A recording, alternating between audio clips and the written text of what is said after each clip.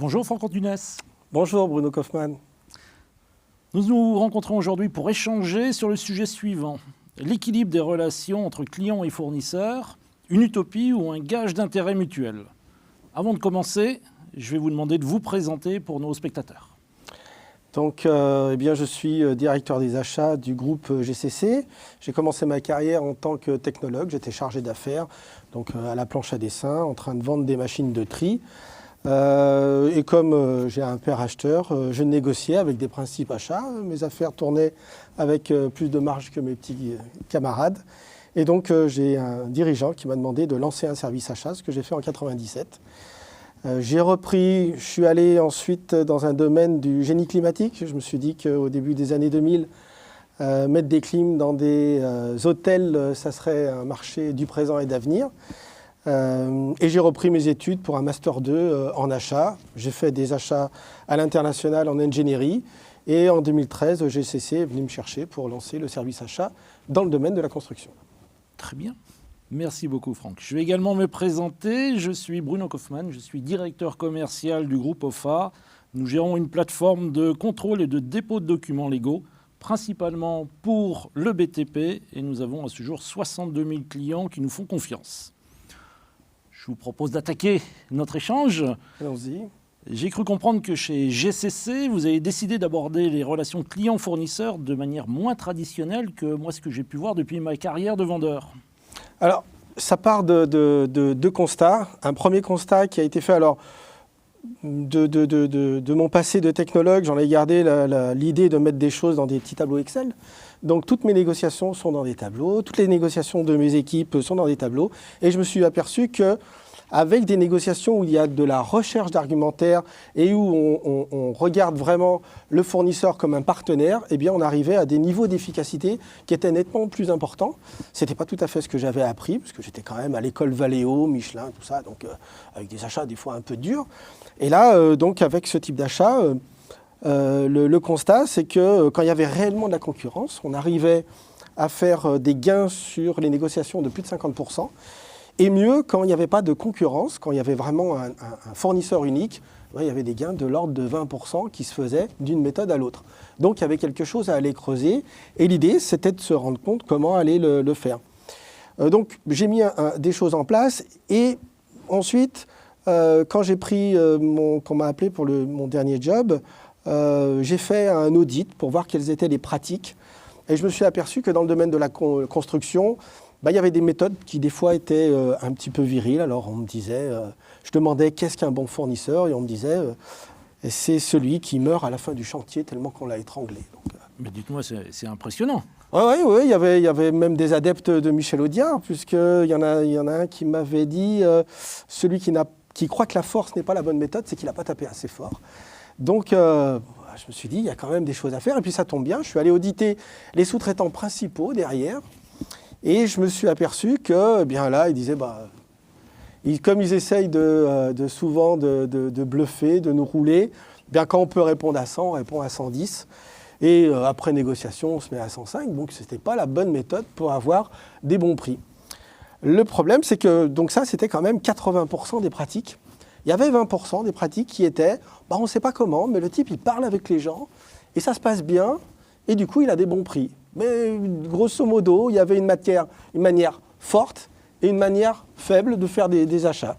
Donc l'idée, c'était qu'il fallait commencer à faire changer un peu les pratiques pour arriver à faire des choses différenciantes, puisque c'était ce qui était important pour nous, se différencier sur le marché, parce qu'on ne pouvait pas, on n'a pas la taille des leaders, on est une grosse ETI de 1 milliard d'euros de chiffre d'affaires, donc avec déjà des moyens et des capacités.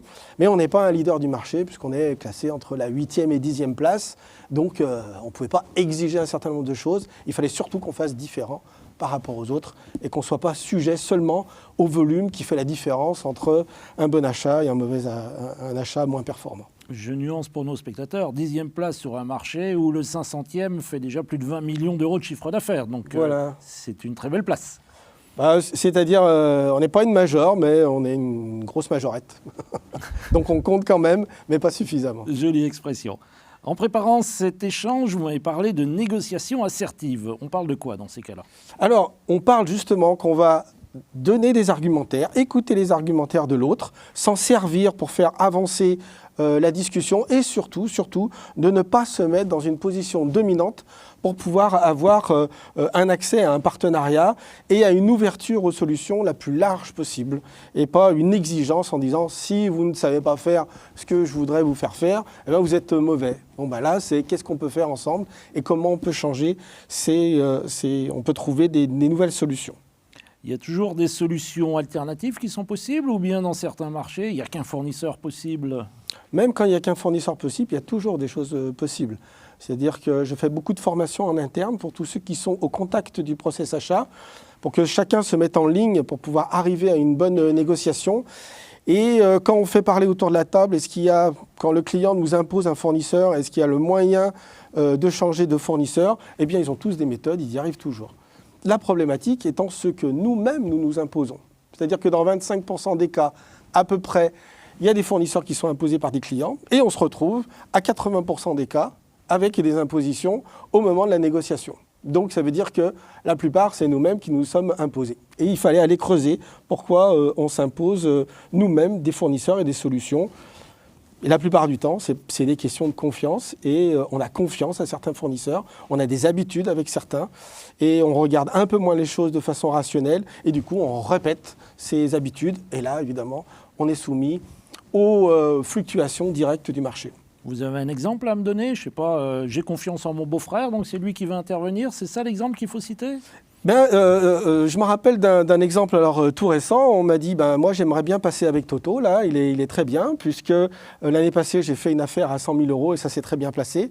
Sauf que l'appel d'offres qu'on était en train de faire était à plus d'1 million d'euros, ce qui veut dire que ce qui était sûr, c'est que ce sous-traitant à faire une affaire à 100 000 €, eh bien, ça ne pouvait pas être le même performant à 1 million d'euros. Donc on arrive à se créer soi-même le piège qui va nous conduire à la mauvaise solution. Tout ça pour des raisons très affectives et de confiance. C'est vrai que ça s'est bien passé, mais du coup, est-ce que ça va bien se passer dans un tout autre contexte? Il n'y a pas de raison. Et au contraire, il y a des raisons pour que ça se passe mal.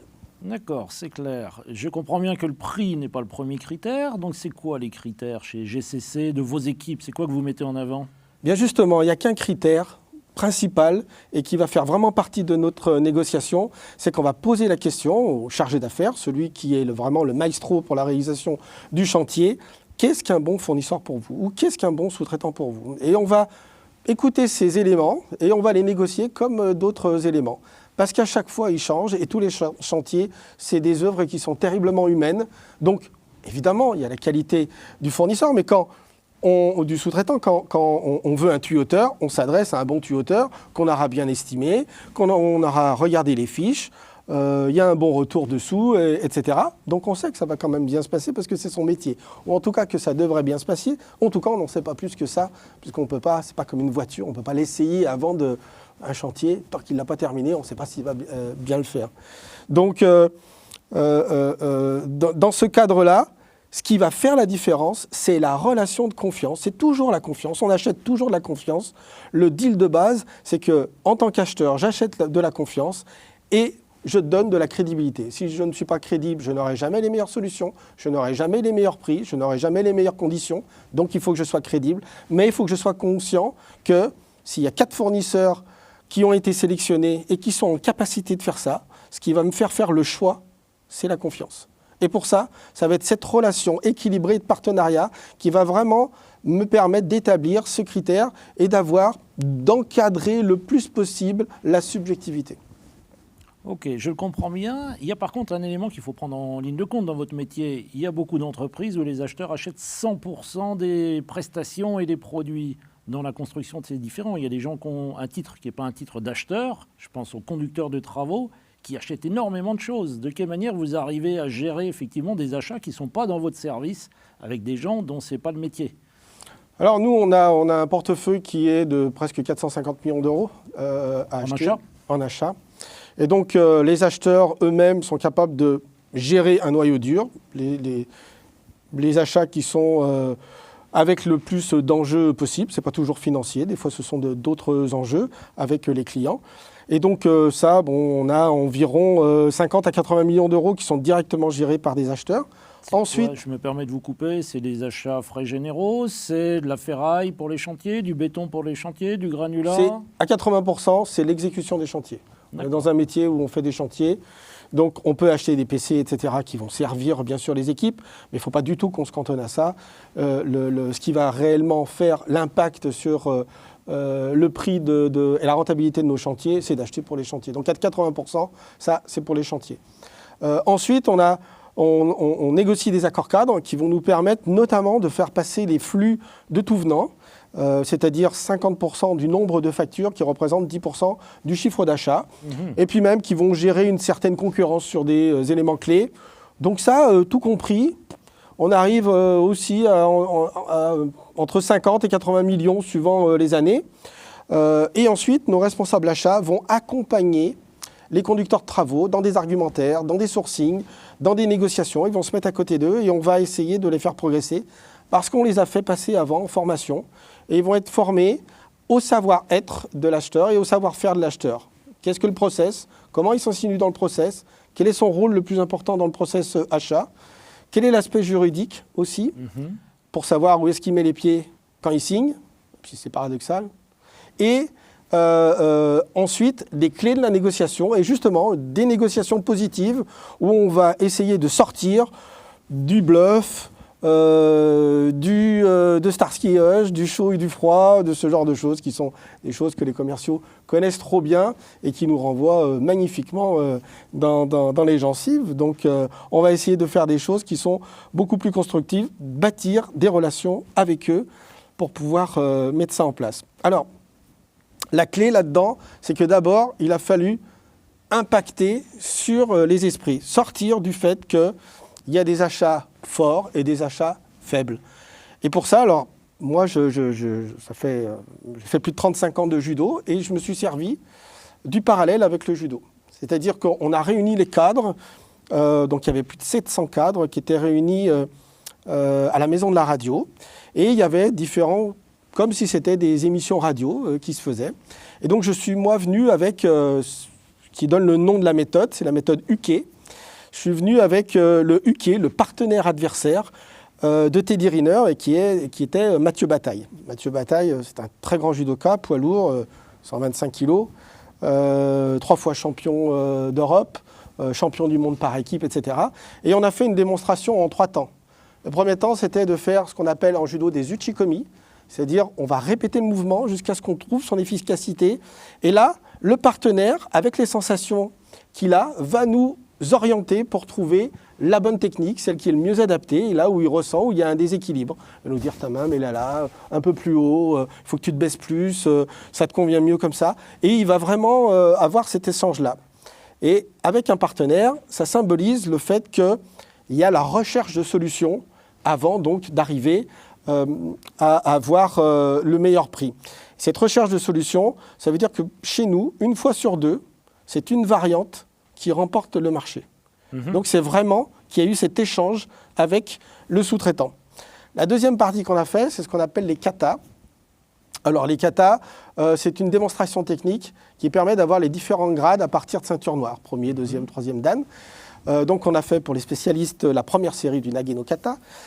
Donc là, il faut motiver son partenaire pour qu'il ait envie de faire une très belle démonstration. Si vous êtes derrière lui à lui dire c'est mauvais ce que tu fais, etc., il ne chutera pas de la bonne façon, ça sera absolument laid ce qu'il va faire et il n'y aura pas le grade. Il faut que lui-même il soit extrêmement motivé. Bien entendu, moi avec mes 85 kilos, quand je porte Mathieu Bataille sur les épaules et ses 125, s'il n'a pas envie de tomber correctement, ça sera une catastrophe. Donc il faut qu'il ait cette envie-là. Et donc, ça symbolisait la réalisation du chantier. Et puis, on a fait, pour terminer, ce qu'on appelle un randori, c'est-à-dire un combat. Bon, je l'avais payé un petit peu, donc du coup, c'est moi qui ai gagné. Mais en tout cas, un combat qui permettait de pouvoir faire cette négociation où on est sur des avis différents, sur des rivalités, mais avec toujours un immense respect. Alors nous, en judo, on salue tout. On salue le tatami, l'arbitre, les spectateurs, la personne en face, etc. Et on respecte les règles. On ne va pas lui mettre un pouce dans l'œil ou quoi que ce soit. Parce que, justement, UK, on va le retrouver ensuite, la prochaine fois, pour essayer de s'améliorer, puisque la performance de nos chantiers est directement issue de la performance de nos sous-traitants.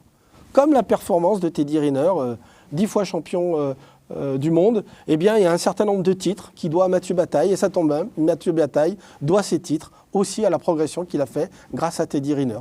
Et donc, ça permet de bien visualiser la relation partenaire-adversaire, dans un mot japonais, uke, et en même temps, ça permettait aussi de faire sortir l'idée que le fait d'appuyer la tête ou de négocier avec une batte de baseball, c'était une manière forte, et le reste, une manière faible. Bon, quand il y a deux judokas, même si la manière assertive peut paraître faible à certains, au moins en kimono, ça paraît un peu plus fort, donc ça permettait de sortir de cette idée-là. Et ça a bien marché, et maintenant, dans toutes les formations, eh bien, on rappelle ce uke, ce que c'est, et tout le monde a les choses en tête. Alors, je rencontre des gens qui me disent « Ah, je suis judoka, justement, machin. » Bon, c'est drôle, ça permet de faire des choses et de faire avancer les éléments.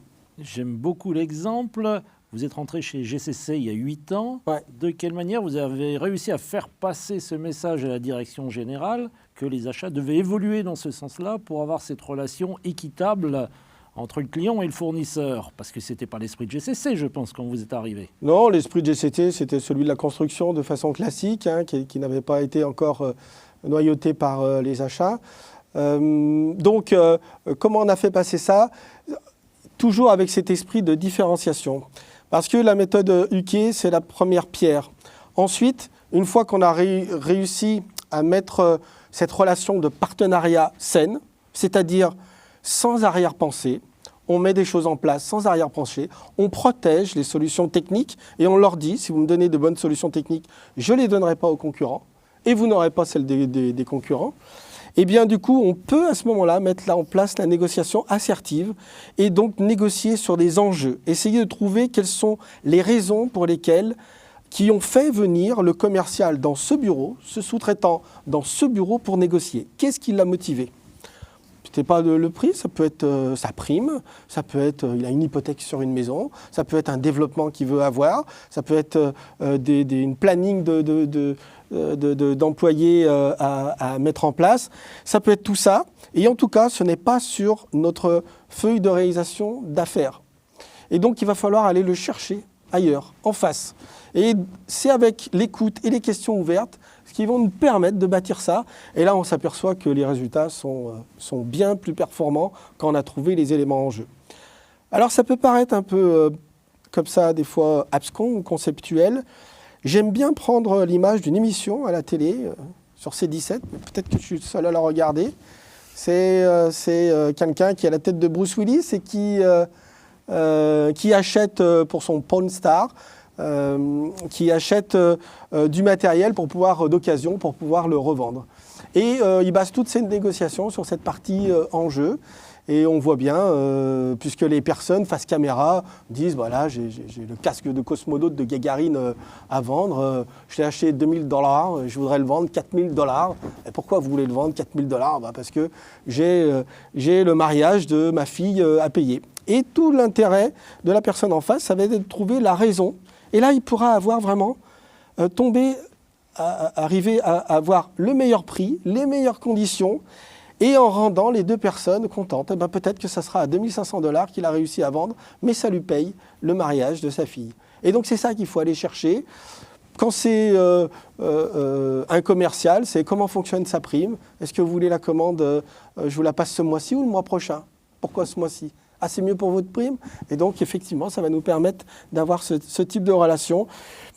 Et il n'y a pas de raison qu'ils nous cachent les choses à ce moment-là, puisque de toute façon, même si vous voulez le cacher, c'est ce qu'ils ont dans la tête. Donc ils vont l'exprimer par le corps ou par la parole, mais on va le comprendre, on va forcément le comprendre quand on sait écouter. Donc c'est ce qu'on met en place, et pour ça, il faut qu'il y ait cette relation déjà de partenaire-adversaire pour pouvoir se parler le plus ouvertement possible et de pouvoir construire des solutions. Et c'est cette co-construction de la solution qui va nous permettre d'avoir l'élément le plus efficace pour nous. Ensuite, il faudra le faire passer en interne. J'aime bien vous écouter, Franck, parce que sur ces techniques achats, j'ai l'impression qu'on parle aussi de techniques de vente. C'est ce que j'utilise depuis 25 ans. Donc on voit cette similitude. Par contre, vous avez un grand niveau de maturité sur cette partie achat. Vous avez compris comment fonctionnait le vendeur en face de vous. Mais est-ce qu'il y a toujours le bon interlocuteur en face pour être au niveau que vous attendez? Et qu'est-ce qui fait que vous arrivez à discuter de cette manière-là avec tout le monde? Et déjà, est-ce que c'est possible de discuter de cette manière-là avec tous les fournisseurs? Non, c'est pas possible avec tout le monde. Ça va être justement... Alors, la définition de base, nous, ce qu'on essaye d'apprendre en formation et de faire percoler, c'est qu'on fait des bons deals avec des bons commerciaux. Donc, on va effectivement essayer de prendre le bon commercial. Si le commercial ne nous va pas, si on voit qu'il n'a pas assez de pouvoir, si on voit qu'il n'a pas assez d'imagination, etc., on va changer de commercial jusqu'à ce qu'on trouve le bon commercial. Et c'est avec ce bon commercial, et là c'est une exigence, ça veut dire que pour nous, il faut qu'on soit à la hauteur, parce qu'il va très bien défendre ses arguments, il va tellement bien les défendre que quand on sait nous l'utiliser, trouver les enjeux, le motiver, il va devenir notre commercial auprès de sa direction. Donc il faut qu'il soit très bon pour pouvoir déclencher les bonnes choses au bon moment.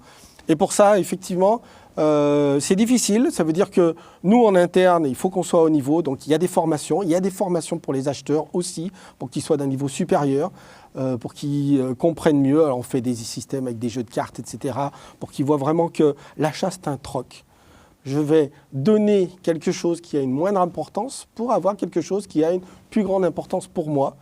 Et si le commercial fait la même chose, on arrivera à un très bon accord. Et ça tombe bien la plupart du temps. L'élément de base n'est pas le prix. Donc on arrive à s'entendre sur des tas de choses pour être très performant. Donc on va chercher ces bons commerciaux pour faire les bons deals. On va les identifier et on va leur courir après. Je suis un peu perplexe. Si vous avez le bon fournisseur mais pas le bon commercial, vous faites quoi? Vous remontez au patron de la société chez le fournisseur ou vous changez de fournisseur? C'est ça. Nous, on négocie beaucoup aussi en essayant d'exprimer les problématiques. Donc, dans le cas où le fournisseur, le commercial, on ne le trouve pas tout à fait performant, eh bien, c'est moi qui vais aller le voir le patron et qui vais lui dire « Vous avez un bon produit, vous nous intéressez, il va falloir essayer qu'on ait un autre type de relation. » Et des fois, donc, les négociations se font directement en directeur des ventes et directeur des achats, parce que c'est là où on arrive à trouver le deal sur certains éléments qui sont à enjeu. Et ça se passe beaucoup mieux, on arrive à avoir des choses qui donnent beaucoup plus de perspectives notamment. C'est très intéressant, on est à l'université des achats, mais je crois qu'on va partager cette info également sur l'université de la vente, parce que ça c'est un vrai critère d'embauche des commerciaux et de staffing des équipes commerciales. Donc moi je découvre ce point-là, donc merci beaucoup de nous le partager. Et c'est pas facile, je dois dire qu'effectivement, c'est pas toujours facile de trouver des bons commerciaux. C'est-à-dire déjà, nous, ce qu'on note, par exemple, pour voir si c'est un bon commercial, est-ce qu'il fait une phase de découverte quand il se présente? S'il fait une phase de découverte alors qu'il nous connaît depuis 10 ans, c'est un bon commercial. C'est un très bon commercial. S'il ne fait pas cette phase de découverte, eh bien, on va essayer de l'orienter sur est-ce que vous savez qui on est? Qu'est-ce que vous connaissez de GCC? Et là, on va voir quel est son niveau de maturité. On va essayer de réajuster et de lui montrer l'intérêt qu'il a à travailler avec nous. Voilà, c'est une des méthodes qu'on utilise et on va noter ce qui fait ces phases de découverte. Très intéressant. Alors qu'en université, vous devez leur demander de faire des phases de découverte. C'est la base. C'est la base, effectivement, des techniques de vente. On a le contact, la découverte, l'argumentation, la réponse aux objections et bien sûr la conclusion. Moins d'une fois sur 3, ils font des phases de découverte. Petite information. C'est très bien. On discutait d'ailleurs en préparant cet échange, Franck, sur le fait que finalement, dans les écoles de vente, il y a très peu de directeurs achats ou de formateurs achats qui interviennent. Et de la même manière, en Master 2 achat, par exemple, il y a peu de directeurs commerciaux qui interviennent. Est-ce qu'il n'y a pas quelque chose à gagner à ce niveau-là? C'est vrai que souvent, même dans les entreprises dans lesquelles j'ai travaillé, j'ai voulu qu'il y ait des séminaires avec les commerciaux pour qu'ils se rendent compte ce qu'il y a dans la tête des acheteurs. Quand on est dans un acte d'achat, en formation, quand on arrive à l'atelier choix, justement, je leur demande qu'est-ce qui fait le choix de pouvoir utiliser, de sélectionner tel fournisseur. Tout le monde me dit le prix. Et puis je fais un petit exercice. Eh bien, le moins cher, il est pris 1 fois sur 4, alors qu'il n'y a aucun piège. C'est vraiment un truc très simple. Donc, le critère prix est finalement le 4e ou 5e critère la plupart du temps qu'on le veuille ou non. Et c'est avant tout des critères de confiance qui vont faire la différence. Et donc ça, c'est difficile à faire comprendre à un commercial parce qu'on y est pour quelque chose. Nous, les achats, systématiquement, on leur explique que s'ils n'ont pas été pris, c'est à cause du prix. Comme ça, au moins, ils font l'effort de remettre un bon prix. Vous aviez le meilleur prix, mais on n'a pas confiance en vous. Évidemment, c'est une catastrophe. Donc, on leur dit que c'est le prix. Et ils arrivent à nous croire, alors que c'est un mensonge qui est finalement une grande politesse entre tout le monde. Nous, on donne la possibilité que le fournisseur puisse se rendre compte quelles sont les raisons réelles qui ont fait qu'il n'a pas été sélectionné. Le fameux feedback. On fait un feedback, on fait des fiches d'évaluation et en fin d'année, on va communiquer sur ces fiches d'évaluation pour avoir les critères d'amélioration. Et là, à ce moment-là, il va se rendre compte d'un certain nombre de choses. On va lui dire quelle est la relation avec GCC. Il nous dit ça. Vous voyez, nous, de l'autre côté, ce n'est pas tout à fait ce qu'on perçoit. En termes de délai, des fois, vous êtes en retard, alors comme les autres. Mais vous, vous appelez pas, par exemple. Et du coup, c'est extrêmement gênant parce qu'on perd du temps avec nos équipes, etc. Alors qu'il suffit de donner un appel. Voilà, il y a un tas de choses comme ça et ils sont extrêmement friands et ça améliore notre crédibilité. Ça veut dire qu'on les observe, on les regarde, on a une idée rationnelle de ce qu'ils font et on est capable d'échanger là-dessus. Très intéressant. Dans cet équilibre des relations entre clients et fournisseurs, je m'aperçois d'un élément dans le BTP. Et simplement dans le BTP, on ne parle plus de clients et de fournisseurs, on parle de donneurs d'ordre et de sous-traitants. On a l'impression d'être revenu au Moyen-Âge dans cette étymologie, dans les termes utilisés. C'est vrai, et ça, c'est vraiment, nous, une partie lexicale qu'on essaye d'enlever. On ne parle pas dans les formations justement de donneur d'ordre, parce que ça fait tout puissant, et on fait un cahier des charges, et il doit le faire. Et donc, on préfère cette relation client-fournisseur, de partenaires, comme j'aime bien expliquer, moi, en équipe de France, il n'y a pas de client-fournisseur. Hein, Mbappé, ce n'est pas le client de Varane. Ils sont tous les deux partenaires et c'est parce qu'ils vont bien faire cet échange que du coup l'équipe est performante. Et donc c'est ce qu'on essaye de mettre en place. Et on va les qualifier de fournisseurs, de sous-traitants. Et finalement, on va mettre peu en avant qu'on est client et surtout pas donneur d'ordre. Nous, au niveau achat, c'est comme ça qu'on le fait. On sait que de toute façon, ces termes vont être utilisés. Donc ça permet de les atténuer alors qu'ils restent vifs dans le métier de toute façon. Donc on ne veut pas en rajouter là-dessus. Est-ce que cet échange entre partenaires vous aide dans l'environnement actuel où on parle de RSE, ça fait partie des objectifs au niveau de l'ensemble des grandes entreprises, tous les acheteurs doivent se pencher là-dessus.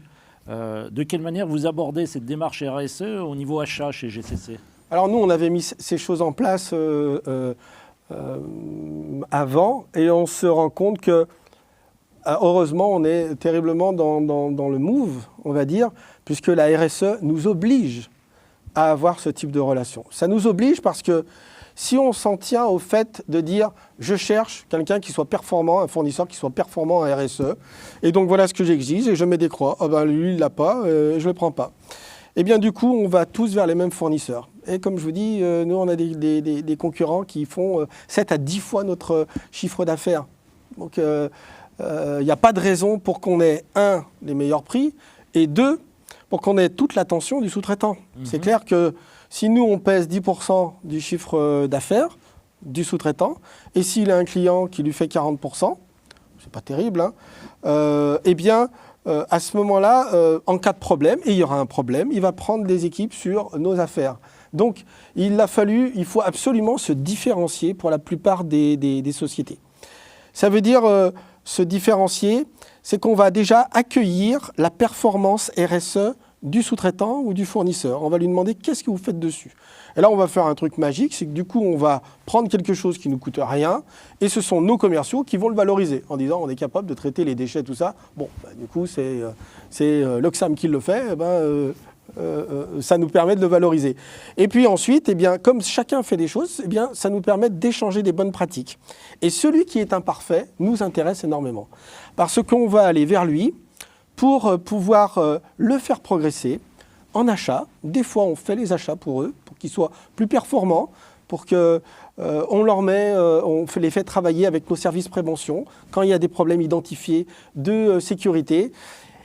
Et ça nous permet de les accompagner pour les mettre à un niveau intéressant, tout en se disant que ça crée une relation particulière, au moins pendant 2-3 ans. Et on sait que lui, il va y avoir cette relation qui va s'instaurer. Et on va dire qu'on aura la possibilité d'accéder à un panel de sous-traitants de façon un peu plus aisée que les autres, avec une meilleure entente, en faisant progresser en interne ces sous-traitants. Et c'est ces gueules cassées, ces imparfaits, qu'on va aider, qui nous intéressent énormément. On cherche l'imperfection, paradoxalement. Et donc, c'est vraiment une démarche qui s'instaure dans cette relation équilibrée de partenariat. Et la RSE nous oblige vraiment à arriver là-dedans. Donc, c'est un impératif. Je veux dire, celui qui n'arrive pas à intégrer ça dans les 3 prochaines années aura vraiment un problème sur son chiffre d'affaires. Donc, on veut être moteur et on veut être l'ETI de préférence sur cet ensemble RSE. D'accord. Donc, je note en plus de cette relation entre partenaires avec vos fournisseurs, un travail très en amont sur la démarche RSE et vous allez chez le fournisseur pour l'aider à avancer. Ça, c'est pas classique non plus. Hein. Alors, on va le faire de plus en plus. Ça n'a pas été facile avec le confinement. On organise des rencontres entre les sous-traitants et les équipes chantier. On se déplace de plus en plus chez les fournisseurs et sur les chantiers pour voir comment ils travaillent. Ça nécessite un investissement en tant qu'achat. On est en train là de mesurer le temps que ça prend sur nos acheteurs pour voir comment il va falloir s'organiser, chacun découvrant les exigences de la RSE pour les années à venir et donc comment se cadrer le plus efficacement possible plutôt qu'avoir des papiers à montrer en disant j'ai tel niveau, silver, gold, etc. Là, je fais du fond et de toute façon, du coup, j'aurai un niveau intéressant. D'accord. Écoutez, on a 2 axes qu'on partage déjà. Et il y a un autre élément qui m'intéresse. J'ai une vraie question pour vous. Est-ce que les achats sont une science ou bien il faut prendre les achats de manière différente ? Une science, il n'y a pas de science exacte déjà. Quand on voit au niveau de la gravité comment ça a évolué de Newton à Einstein. Non, ce n'est pas une science, c'est surtout une observation. Je me nourris, moi, des observations qu'on fait avec tous ces tableaux les tableaux de négociation, on appelle ça chez nous. J'adore regarder les négociations qui se sont faites avec le GIGN, avec le Brexit, avec tous ces éléments. Donc c'est de l'observation, qu'est-ce qui marche, essayer de comprendre pourquoi ça marche et le reproduire. Donc c'est avant tout de l'observation, et c'est ce qui nous fait évoluer, et c'est ce qui est passionnant dans ce métier, c'est de se nourrir de toutes ces cultures pour pouvoir faire progresser les habitudes. On s'aperçoit que, par exemple, à un certain niveau de négociation, à un certain niveau de montant, eh bien, la négociation à 2 est plus efficace que tout seul. Bon, je ne l'aurais pas cru au départ. Et puis, c'est en regardant mes éléments, je me dis, pourquoi ça marche ? Ben oui, il y en a un qui mène, l'autre qui observe, il a une plus grande observation, il a moins de stress, il peut donner des éléments, etc. Donc, c'est de l'observation, c'est du rationnel. Et ensuite, on va mettre tout ça en musique dans une relation, avant tout, interpersonnelle, c'est de la communication. C'est un troc, la négociation. Donc, comment on fait pour affiner ce troc ? Très bien, ça veut dire que si on se revoit dans 5 ans dans l'université des achats, le discours va évoluer. C'est ce que je n'arrête pas de le dire, ça. C'est-à-dire qu'on essaye d'être très fort sur nos bases pour se dire, dans 3 ans, le métier que je fais, je ne le ferai plus comme ça, mais toujours avec cette base sur la négociation. Je reprends le parallèle avec le judo. Eh bien, on va essayer, au fur et à mesure de progresser, de se concentrer sur qu'est-ce que le déséquilibre, qui est vraiment la base. Et une fois qu'on a réussi à acquérir ces fondamentaux, eh bien, d'ailleurs, à la fin d'un parcours de judoka, on redevient ceinture blanche au 10e dan, comme on l'était avant de commencer. Parce que cette fois, on est en maîtrise avec ces fondamentaux qui vont nous permettre, eh bien, moi, sur la quinzaine d'années de compétition que j'ai fait, eh bien, au fur et à mesure, le judo a évolué, mais pas les éléments de base. Qu'est-ce que le déséquilibre ? Qu'est-ce que le piège ? Qu'est-ce qu'un uke ? Très intéressant. On a des étudiants, qui sont en Master 2 achat ou autres, qui nous regardent, qui nous écoutent aujourd'hui. Est-ce que la démarche GCC est la référence qui est enseignée à l'heure actuelle aux nouveaux acheteurs, ou bien on n'en parle pas, ou bien c'est une petite partie de ce qui est évoqué ? Je crois que dans toutes ce qui est intéressant, moi quand j'ai repris mes études, c'est qu'on voit des tas de choses différentes justement. Est-ce que c'est la référence? Est-ce qu'il faudrait que ça soit la référence? Non et non. C'est comme ça que nous, un achat est toujours contextualisé. Et nous, dans le contexte, eh bien, c'est comme ça qu'on peut arriver à avoir les meilleurs éléments. Mais surtout, il faut se rendre compte qu'il n'y a pas une version unique de faire les achats. Et moi, j'ai rencontré des gens merveilleux qui m'ont montré qu'on pouvait faire le show en faisant des achats. Je me rappelle d'un retraité qui venait nous voir, qui avait des choses sublimes à nous dire. Des fois, on avait l'impression Professeur en achat, vous voulez dire? Voilà, c'est ça, un professeur en achat. Des fois, j'avais l'impression que c'était Robert De Niro, c'était extraordinaire. Et puis, ou d'autres, un acheteur de la SNCF qui nous a expliqué comment on essaye d'obtenir une fonction et comment ça avait été mis en place sur le TGV, etc. Donc voilà, il faut surtout s'ouvrir l'esprit, se dire d'avoir des tas de méthodes et qu'il faut essayer des tas de méthodes, s'ouvrir et regarder celle qui nous convient le mieux, au contexte, à nous, à l'entreprise et au contexte qu'il peut y avoir actuellement, par exemple, de hausse des prix, même si ça se calme. Mais tout ça, c'est contextualisé. Le contexte sera différent l'année prochaine. Dans 3 ans, il sera encore pas pareil. Et du coup, il faudra se réadapter. En 2013, GCC faisait 650 millions de chiffre d'affaires. Maintenant, c'est 1 milliard. Et bien, les achats de 2013 ne peuvent pas être les achats de 2021. Très bien. Ça, c'est un bel enseignement. On note cette volonté de trouver un intérêt mutuel chez GCC entre le client et le fournisseur, mais il y a quand même des fournisseurs qui ne doivent pas être au rendez-vous. Vous faites quoi dans ces cas-là, quand le produit n'est pas livré, quand il est défectueux, quand il y a des soucis avec ce fournisseur? Vous savez être dur ou bien derrière, vous restez, tout le monde il est beau, tout le monde il est gentil? Non, c'est pas un monde de bisounours. La négociation assertive nous donne une arme de plus. Elle va nous permettre, en cas de problématique, eh bien, de pouvoir actionner des leviers qu'on n'avait pas, des leviers un peu plus affectifs, etc. Il y a une panne de production, nous, on va peut-être passer avant les autres au moment du redémarrage. Et puis, il nous restera aussi les armes classiques de l'acheteur, la mauvaise humeur, oser mettre des argumentaires en fonction des décibels. On sait faire aussi, on n'a pas changé. On s'est doté d'une arme supplémentaire qui est extrêmement efficace. Mais celui qui veut de l'acheteur très ancien, je l'ai en stock et je sais le ressortir aussi, il n'y a pas de problème. Intéressant. On n'a pas parlé de chiffres lors de cet échange.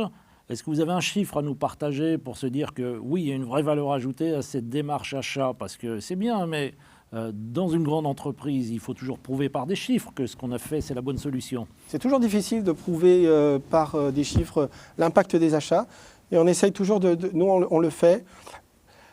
L'efficacité des achats, c'est comme un trou noir. On ne sait pas ce qu'il y a dedans. Par contre, on va voir l'effet que ça fait sur différents critères. Donc, on peut le mesurer sur le gain qu'on fait sur la négociation, sur le gain sur les budgets. Ça peut être tributaire d'un tas de choses. Et on aime bien, nous, le mesurer sur le fait, est-ce qu'on avait le choix après la négociation? Ça permet de voir la qualité du process. Et ce qu'on peut voir, c'est que dans ce fameux audit que j'ai fait au départ, eh bien, dans 90% des cas, à la fin de la négociation, on n'avait pas le choix. On nous disait que c'était Toto qu'il fallait prendre. Et maintenant, eh bien, notre taux, il est en dessous de 40%. Et donc, ça veut dire que qualitativement, les gens se sont appropriés ça pour nous donner des éléments pour négocier dans de meilleures conditions. Et ce sont tous ces éléments-là qui vont nous faire voir est-ce qu'on est dans la bonne direction, notamment sur les hausses de matières premières. On a calculé le total des hausses, l'impact que ça pouvait avoir et l'impact que ça a réellement eu. Donc on a eu des hausses, mais ça nous permet de voir qu'on est plutôt dans la partie basse des hausses plutôt que la hausse intégrale qu'on aurait dû avoir. Donc on va mesurer des tas d'éléments comme ça, et c'est la croisée de ces éléments qui va nous permettre, leur interprétation, qui va nous permettre si on a réellement un impact qui va dans le bon sens. Voilà. Mais les impacts qualitatifs, du coup, ont pour nous plus d'importance là-dessus. On va mesurer par exemple si un chargé d'affaires, quand il fait une première affaire avec un acheteur. Est-ce que vous pouvez nous dire ce qu'est un chargé d'affaires déjà avant d'aller plus loin dans votre exemple? Le chargé d'affaires, c'est le maestro d'un chantier. C'est celui qui va gérer les équipes et la relation avec le client. Et donc, est-ce que cette personne, quand il s'adresse à un acheteur, est-ce que dans les 6 mois qui viennent, est-ce qu'il s'adresse une nouvelle fois? Et donc ça veut dire qu'il est satisfait. Et donc, on va mesurer des tas d'éléments comme ça qui vont nous permettre, si on est dans cette relation de partenaire avec nos équipes internes, parce que 50% de notre temps de négociation se passe en interne. On va négocier qu'est-ce qu'on a le droit de négocier, le mandat interne, et ensuite on va négocier la solution qu'on aura trouvée, puisque il y a cette relation de partenaire avec le fournisseur, et donc on a trouvé une solution technique qui est différente. Et grosso modo, en schématisant, notre chargé d'affaires, il voulait une BMW au prix d'une Fiat, on lui a trouvé une Mégane au prix pas cher d'une Mégane. Et c'est ça qu'il va falloir défendre, et ça fait partie de la négociation de l'acheteur. C'est 50% de son temps de négociation. Et donc il y a aussi cette relation de partenaire à avoir avec les gens, les personnes en interne, les personnes de chantier ou la direction. On le traite pour nous comme une négociation comme une autre, où il va falloir troquer un certain nombre de choses pour faire accepter cette solution. Puisque nous, on ne peut pas imposer la solution. On ne veut pas imposer la solution au chargé d'affaires. On veut que ça soit une décision collégiale. Il compte une voix, on compte une voix. Si on n'est pas d'accord, c'est le porteur de bilan qui, lui, doit trancher. Et donc, il faut arriver à convaincre tout le monde là-dedans pour qu'on soit tous dans le même état d'esprit pour pouvoir progresser. Voilà. On n'est pas les uns contre les autres. On a chacun une bonne raison de défendre sa solution et il va falloir qu'on partage avec ça. Voilà qui est très intéressant. Dans la période actuelle, on voit qu'il y a des difficultés d'approvisionnement dans votre métier, tout ce qui est ferraille, tout ce qui est bois par exemple. Est-ce que votre méthode de négociation apporte une valeur ajoutée pour avoir du produit déjà? Ce n'est pas le prix actuellement, je veux du produit pour arriver à construire. Alors on a fait les choses différemment, nous effectivement. C'est-à-dire qu'on s'est dit qu'on allait... dans les affaires où le délai était le plus important, qu'on allait multiplier le nombre de fournisseurs pour diviser les risques. Donc on a choisi de faire des lots plus petits et de mettre des personnes dessus qui soient capables de faire les 2 lots, s'il y en a un qui flanche. Et donc on a réussi à faire ça. En toute sincérité, du coup, on n'a pas eu, nous, de phénomène pénurique. C'est-à-dire que ce qu'on appelle pénurie dans les achats, c'est quand on ne peut pas changer de solution et qu'il y a plus de 4 semaines de retard. Et donc, on n'a pas eu de pénurie. On a eu des retards dans les périodes de mai-juin, mais qui sont les mêmes qu'on avait en 2019. D'accord. Quand un bétonneux est en retard, ça ne peut pas être de la faute de l'acier qui est fabriqué en Chine. Donc, c'est les mêmes choses qui nous ont donné les mêmes retards. Alors, on a eu une hausse des prix, mais on n'a pas eu réellement de phénomène pénurique. Voilà une conclusion très intéressante. En termes de conclusion, on en arrive à la fin de notre échange. Notre question de départ, c'était l'équilibre de relations entre clients et fournisseurs, une utopie ou un gage d'intérêt mutuel. Moi, j'ai appris plein de choses, mais votre conclusion à vous, Franck, aujourd'hui, c'est quoi? Évidemment, du coup, je choisirais une 3e voie. C'est avant tout une nécessité. Voilà. C'est rien d'autre qu'une nécessité. Dans la période actuelle, on est forcé d'avoir cette démarche équilibrée pour pouvoir nous conduire sur cette route de la RSE et sur des achats qui soient mieux faits et de meilleure qualité que ce qu'on pouvait faire précédemment. Voilà. Ce sera le mot de la fin, la nécessité d'une relation équilibrée entre clients et fournisseurs. Franck, merci beaucoup pour cet échange. Merci beaucoup.